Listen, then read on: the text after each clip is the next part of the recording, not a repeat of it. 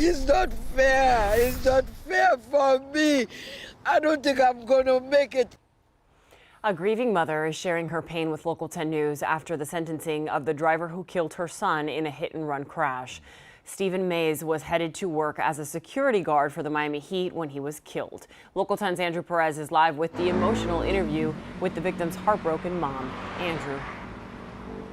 Your heart really does go out to her. Keep in mind, she spent so many months passing out flyers, going door to door, trying to get answers, holding even memorials right here at the site. All this time later, it is still kept up. She's calling this sentencing a blessing, but not a win.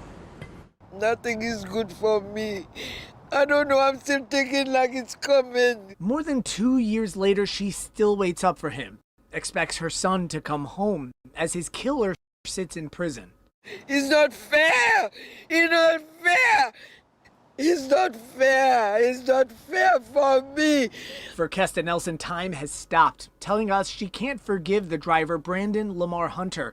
He took a plea deal this week more than 2 years after the tragedy, a hit and run in front of her home. Stephen Mace was heading to work when Hunter slammed into his car and took off out of state. I can look at him. All he asked to tell me he's sorry. I said, listen, I could forgive you if you will stop. He was running over 100 miles and 30 speed limit until he killed my son.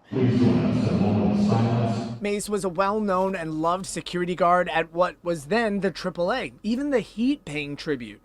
In the months and years that followed his death, we kept up with Kesta Nelson as police searched for the killer. She'd pass out flyers, host events, keep his name out in the news. Thankful it's all come down to this years later, Hunter serving prison time. You're the only one who was there for me that time. You are the only one that I make my phone call who came. I was on a mission. And you know I never give hope. And she never gave up. She always knew he'd be ultimately found, ultimately sentenced. She still has more questions, though, like who helped Hunter during his time away. And she still comes out here weekly, North Miami Avenue and 191st Street. Hunter, by the way, was sentenced to 4 years in prison, 1 year community service, and that's followed by 5 years probation. That's the latest here in Miami Gardens. I'm Andrew Perez, Local 10 News. So heartbreaking for that mother, just hearing her pain. Andrew, thank you. And developing